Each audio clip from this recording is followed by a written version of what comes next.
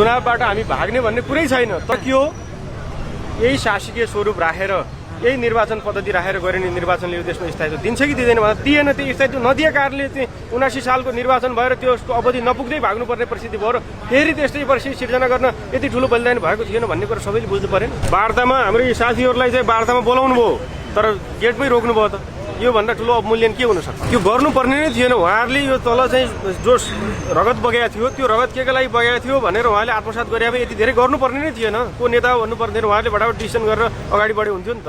त्यो त गर्नु भएन। त्यस्तो केही पनि कुरा आएको छैन। तर त्यहाँनिर चाहिँ त्यो सिंहदरबार भने उहाँहरूको घरको चाहिँ प्राइभेट कम्पनी होइन, सबै नेपाली जनताको चाहिँ त्यो सिंहदरबार हो। त्यहाँ सबैले प्रवेश पाउनुपर्छ, सबैले कुरा राख्नु पाउनुपर्छ। संविधान संशोधनको अथवा पुनर्लेखनको बाटो खोलेको भए त्यसमा विद्रोह क्रममा उठेका मुद्दाहरूलाई लेख्ने अवस्था सिर्जना भए सबैले यही त भनिरहनु भएको छ।